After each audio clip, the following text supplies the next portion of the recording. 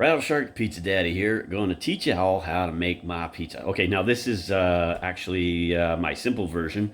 Okay, now if somebody's hungry at the house, say, hey, I want pizza. You know, I can order one, cost me 35 bucks to have delivered, or I can make one that costs me fractions on the dollar. So I'm going to show you how to make my simple pizza. This is something I can go from idea to your plate in about 45 minutes. Okay, it's about a 20-minute dough, so I'm going to do that first, and I'm going to show you how to do that. Here we go. Here's my pizza dough from the Pizza Daddy. Yeah.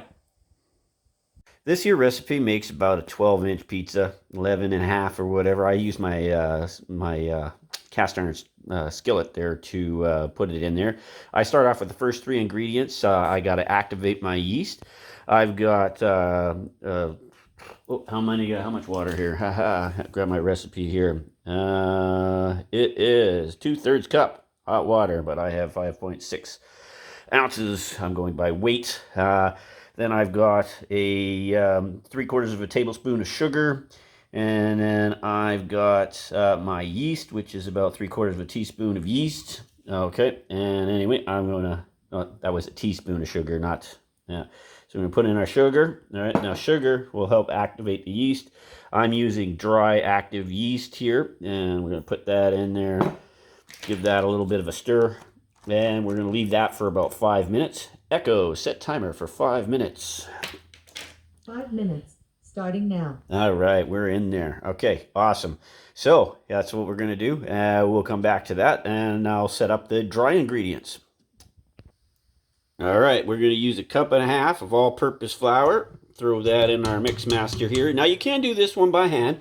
You got to knead it for about 7 minutes is what I usually do. That's what I did before I got my trusty, rusty little thing here. And dry ingredients isn't much. All right, all it is some salt and some flour. About a pinch of salt, 1/4 teaspoon exact if you want to go with exact measurements. But you know, there, and oh, I am missing my whisk. Give me a second here. This here is one of my most used items, just from the dollar store, tiny whisk. So I'm just gonna whisk together my dry ingredients there, get them incorporated. All right, not too bad, not too bad. Next ingredient going in is a wet ingredient. Oh, actually, no, don't. I'm going to put you on pause for half a second again here. Hang on. Now, the recipe, the recipe I go with is, nothing fancy, but I like to throw in some Italiano herb and seasoning right into the old crust there. Get a little shake of that in there. Adds a little bit of a speckle to the crust. I do notice a tad bit of the flavor in there in the crust, so not too shabby. And then we go and add about a teaspoon of olive oil. And I just glug. There we go. A little bit more for good measure. Get everything lubricated in there. And there. All right. Next up, when our yeast is done activating, we're going to add the wet ingredients. That's it. I got flour, sugar, water, salt, yeast, olive oil, and I believe that is it for the recipe. Let me just double check to make sure I'm not an idiot. Flour, yeah, yeast, sugar, salt, water, olive oil. Yep, got it all in there. That's it. Oh, and don't forget your Italian seasoning if you want to do that. You can throw in some garlic or whatever. A little bit of flavors to the crust, help it out a little bit. Anyway, that's as simple as it gets, and I'll see you when it comes time to mixing. Now that I've activated my yeast with my sugar in hot water, that's just hot out of the tap, about 100 degrees, I guess, somewhere in there. All right, now we're going to add the wet ingredients in. There we go. All in there. And I need more than one hand here. Get that down in there. Okay. And we're just going to start mixing this stuff. The dough hook. And we're going to let that incorporate for about, I'd say 3 to 5 minutes here on the dough hook thing. I don't need to bore you with all the details. I'll cut back to when everything's looking a little more conducive and incorporated. We're about a minute along there, and it's doing exactly what it's supposed to be doing. mixing up that dough, whipping it about. After I'm done mixing it up here, I like to knead it by hand a few more times, get a feel. Right now I think my dough is a bit on the wet side, so I'm going to mix in a bit more flour to it, and we can do that right here on the flat surface. Yeah. Oh, it's already starting to feel good. I just right on the money there. Sorry, I'm not used to filming and cooking at the same time. I'm going to have to get a better setup if I want to do more of these videos. But I'm just trying this out just to have some fun and whatnot. Just see if YouTube is the life for me and whatnot. So, well, one of the best pieces of advice that I've recently received was from Jack Black, of all people. Not personally, just I saw him in an interview, and he said, when asked what's the best way to get content out there and become somebody on film or whatever, he said, just start making stuff, even if it's bad. So that's what I'm doing. I'm just being proactive and making a video, right? I can't sit here and wait for my big break. Got to create your own opportunities. Now that's starting to feel really good. So what I'm going to do is I'm going to get this all nice and wadded up into a nice ball here. Hang on, gotta put you down for a second. Need 2 hands for this. Sorry about that, didn't mean to leave you in the dark. Okay, so and I'm going to cover this with a little bit of olive oil so the plastic wrap doesn't stick to it, and let it sit for 20 minutes. All right, be back in 20 minutes. There we go, all wrapped up, and let it sit and rise for 20 minutes. One thing I like to do is prepare my frying pan. I've got it all lubed up there, and we're going to preset the oven. I like to crank mine up nice and freaking hot.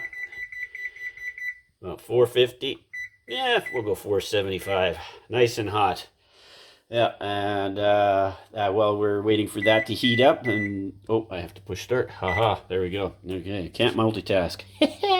Anyway, yes, what we're going to do, I got that all lubed up.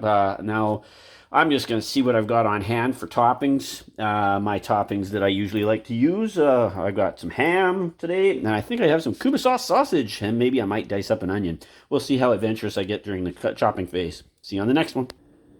I got some of my toppings here. I still haven't decided whether or not I'm going to be lazy enough to cut up the onion. I got a little bit of the Cuba sauce and some chopped ham.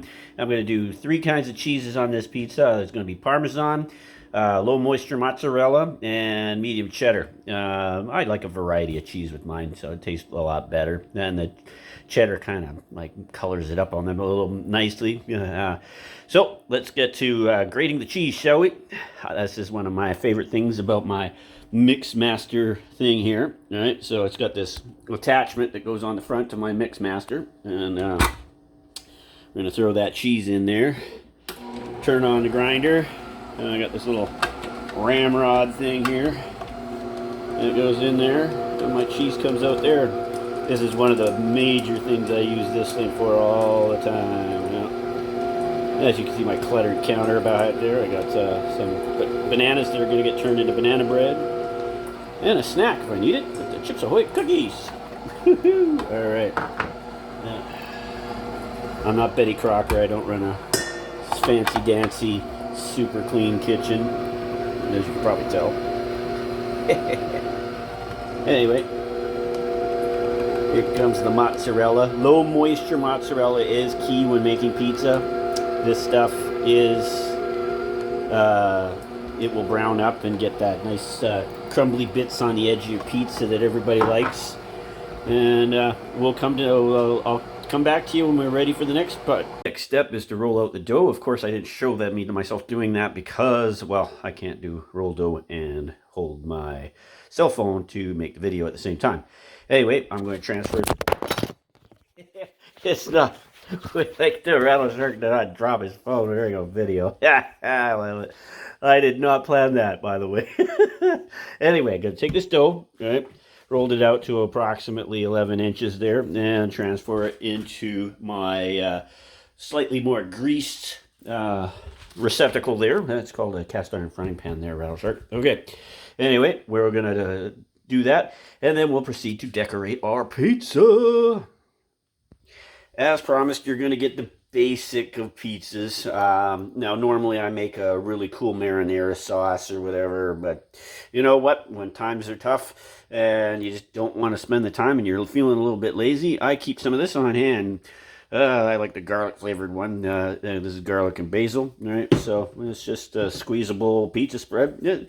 It's not the greatest, but it's not bad either. You know, sometimes you got to just keep things simple, keep it easy. That way you don't lose your head. I like to be a little more generous with my pizza sauce because I don't put that many toppings on there. All right. And I use the back of a spoon. I guess I should have had that ready. Oh, there's a spoon. Use the back of a spoon to spread around my pizza sauce. Get her all ready there. Oh, baby. My oven is preheated to 475. Getting that all done. Oh yeah, here we go. Sorry, I'm not watching what I'm filming as well as I'm spooning this around here. Oh, yeah. All right, I like to leave little gaps so where the cheese can stick and whatnot. There we are. All right, next up, we are going in with the cheese. The best part of pizza is an excuse to use shitloads of cheese. Yes, I said shitloads. All right.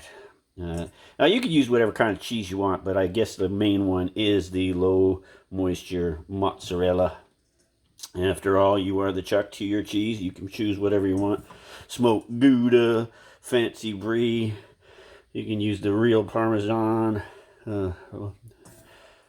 Oh, I think I grated a little bit too much, but can you have too much cheese on a pizza? Really? I don't know if you can. Anyway, let's get that on there. Oh, baby. Hit it up. All right, we're going to go over here. I almost forgot. We were going to light this sucker up with some Parmesan cheese. My monster thing that I got from Costco. Shake some of that stuff on there. That ain't rocket science. Get it on there. Woo! All right. Now we're going to bring our toppings over here. All right. I didn't have very much kubasau, but that's okay. I was going to pick some other stuff. There, I need two hands for this, so I'll come back to it once it's decorated. And there is the before. All right, now that we got our oven all preheated, our pizza's all decorated, there's nothing but to put this sucker in the oven. Now, I like to put it in there for approximately 20 minutes total, so I'm going to put it in there for about 18 minutes. So I'm going to also rotate it because my oven has hot spots and stuff like that. But let's get this sucker in my oven. Woo, hot, hot, hot. All right, in she goes. Close that sucker up. Echo, set a timer for 10 minutes. Starting now. 10 minutes. Starting now. All right, coming back to it. All right, here we go. Oh, yeah, we got to turn on my oven light there. Check this sucker. All right, see now the cheese isn't quite melty like we want it. So we're going to hit it with the broiler. I'll cancel the oven, hit it with the broiler, hit start. Echo, timer, 3 minutes. About 3 minutes ought to do it. We'll check it. Now. All right. Here we go. Yeah, my oven does have a timer, but I prefer my voice activated one there. All right. See you in 3 minutes. We are about at 3 minutes, and that should be good. We're going to hit cancel on that. I'll see you when I take it out of the oven because I need two hands for this. That, my friends, is a thing of beauty. Now, if we get in here nice and close, you'll see how the cheese had that Maillard reaction, and that is where flavor is born. Look at these little peaks standing up there on end. Oh, it's gonna taste good. Let's see how we did on the bottom. All right. Oh, yeah, it's nice and golden brown on the bottom. Could have gone maybe 20 minutes total. Now, some people like to preheat their cast iron, and you'll get a more solid bottom crust that way. I tend not to. I don't notice a huge difference, but this here is my pizza, and I'll cut this baby up in about 5 minutes. Let it stand for 5 minutes, and we're going to be eating some pizza. Now, the whole thing here, when I did it tonight, took me about an hour.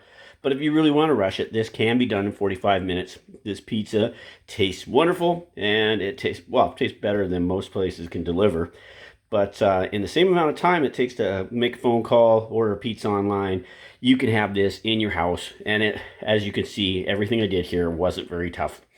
No, I guess just takes time. I mean, if you don't have a stand mixer, hand kneading the dough is kind of nice too. But I actually appreciated back when I didn't have a stand mixer. I found it therapeutic to knead the dough for about 7 minutes there, and I came up with just as good a product as this one. Anyway, I hope you like the video. I'm going to show one more time once it's all cut up, and that's about it. As you can see, all down the sides there, the dough has been cooked, and well, let's do the test, see if it stands up on its own. Yeah, it does a pretty good job there. And actually, feels a little bit hot right now. Might burn my mouth. Well, where's the fun in that? Okay. Let's give this stuff a try. Oh yeah. Oh, that's hot. Steaming. Nice, perfect bite of pizza. Very happy with that. Hope you make your own and enjoy it just as much as I enjoy mine. This is the RattleShark, the Pizza Daddy.